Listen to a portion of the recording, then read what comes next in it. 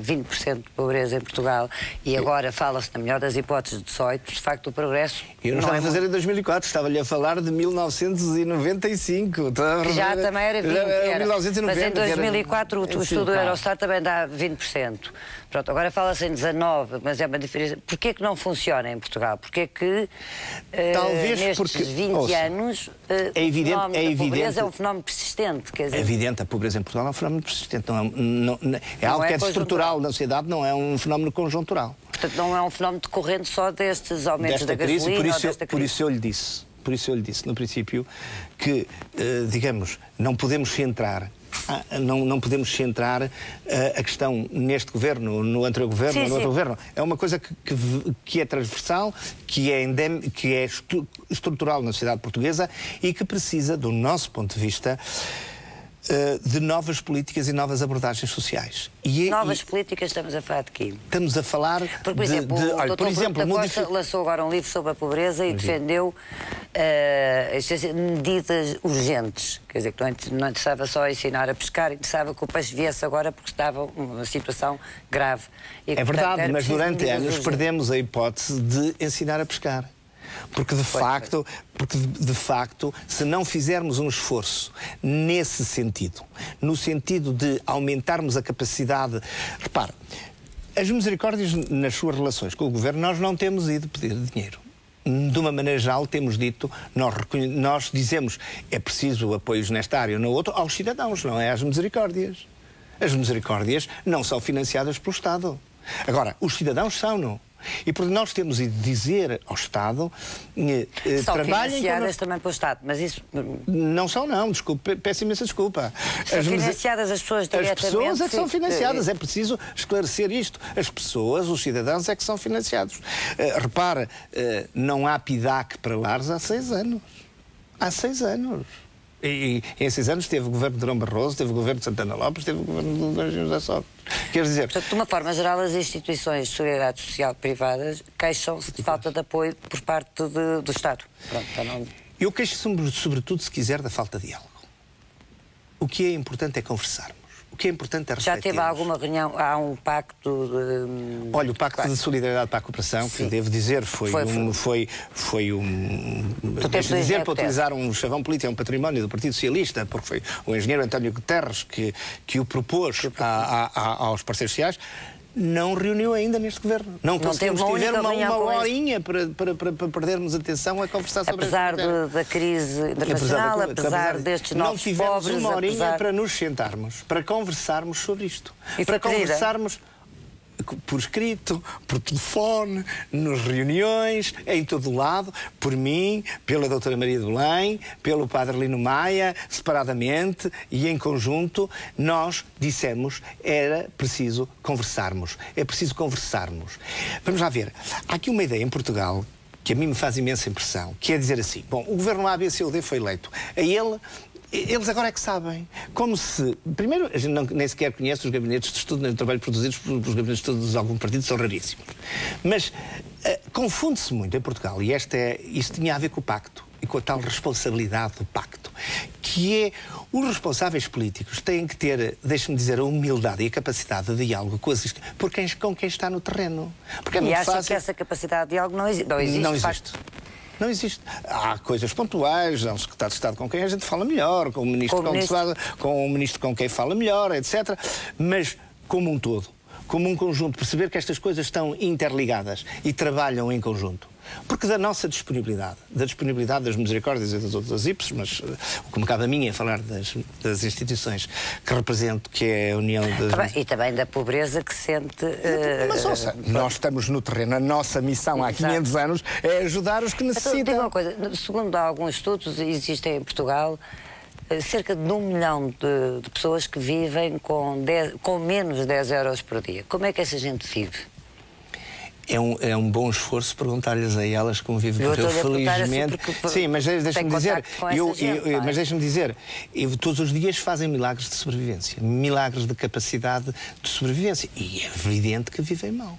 É evidente que a sua cidadania, é evidente que a sua dignidade humana, é evidente que a sua qualidade de vida está completamente posta em causa.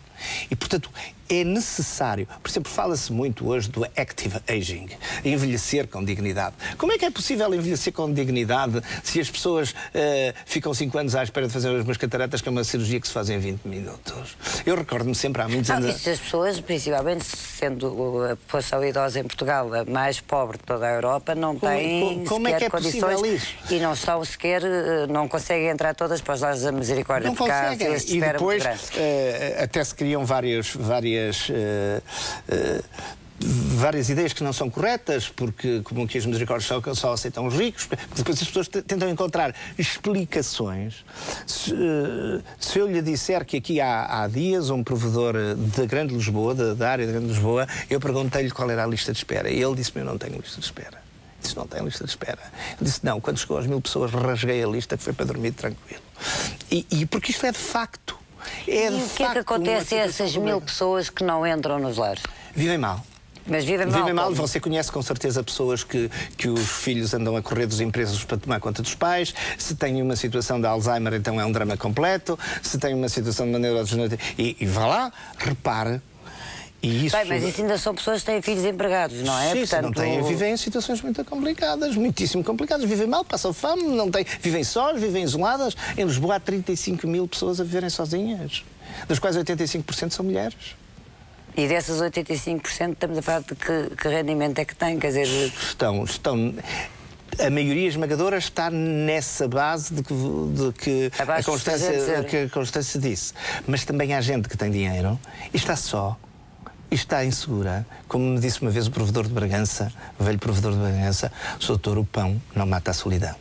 E também para esse... O pão não mata a solidão, mas o pão aumentou... O pão aumentou bastante. O pão aumentou bastante. A Misericórdia tem um estudo feito sobre os bens alimentares, não é? Nós fizemos este estudo por dois motivos. Primeiro, por uma questão de seriedade e uma questão de credibilidade. Já agora, para explicar aos telespectadores, é um estudo em que... Eu ia explicar em 2 minutos. Então, com certeza, digo. Nós temos um acordo com o Governo em que todos os anos os valores das comparticipações aos utentes, portanto às pessoas, é atualizado segundo o nível de inflação. Nós desde sempre dissemos que havia 2 inflações. Havia a inflação geral e havia a inflação específica, que é aquilo que a gente serve às pessoas, aos idosos, às crianças, aos deficientes. Essa inflação específica é o pão, é o leite, é o gás. No fundo são os bens essenciais. É a grande parte dos bens alimentares. Portanto, por outro lado... E aí há uma diferença enorme entre os 2,5 previstos pelo Governo e 5,6. E então nós entendemos que só podíamos ter uma conversa séria com o Governo. Uma conversa que... Porque não íamos para uma mesa de negociação regatear tipo feira. Nós até gostamos de ir às feiras, mas não fazia sentido dizer: olha, não são 2,6, veja lá se nos dá 2,7 ou se nos dá 2,8. Quer dizer, isso era um regatear que não fazia sentido nenhum. E por isso a União das Misericórdias Portuguesas tomou a decisão de, com um grupo de técnicos e um grupo de provedores do país inteiro, do interior rural, do litoral, dos grandes centros urbanos, fazer um estudo em que eles próprios definiram o que era o pacote daquilo que consideravam os bens essenciais. E fizemos um estudo que, como vê, varia até do norte para o centro, para o interior, etc. Portanto, é um estudo que... E chegamos a esse valor de 5,6. E nós fizemos questão, pela tal questão de seriedade, de dizer ao Governo e ao Sr. Ministro: aí vai o nosso estudo. É um estudo feito. Tiveram a oportunidade de discutir com o Ministro esse Não estudo? tivemos oportunidade de discutir, mas também até ao momento nem ninguém disse que o estudo estava mal feito. Nem ninguém disse que se o estudo... Ninguém disse nada. Ninguém podia dizer nada, porque não, dizer, ainda que ele tivesse mal feito, agora... vamos admitir que não era 5,6, era 5,5 ou 5,4. Mas de qualquer forma entregaram o estudo e ninguém disse foi nada. Nem... Nós, neste momento, estamos obviamente a tentar encontrar com o Governo, porque do ponto de vista das misericórdias, se quiser, porque nós estamos ao serviço das pessoas e como estamos ao serviço das pessoas, por exemplo, respondemos em massa ao apelo que nos foi feito pelo Governo de ajudar a montar a Rede Nacional de Cuidados Continuados Integrados. Sim. E repara, os números que eu tenho apontam para que neste momento das 2.500 camas que estão a funcionar, cerca de 90% são das Misericórdias. Mas voltando à inflação específica, sim, se quiser, portanto, nos bens alimentares, que no fundo ou nos bens essenciais, que também eletricidade, etc., estamos a falar de 5,6% de inflação. Como é que viu o passeio, quer dizer, a ida do Ministro da Economia aos supermercados e às grandes superfícies para tentar mostrar que os bens tinham-se descido nos consumidores por causa da taxa da passagem de 21 para 20 da taxa do IVA?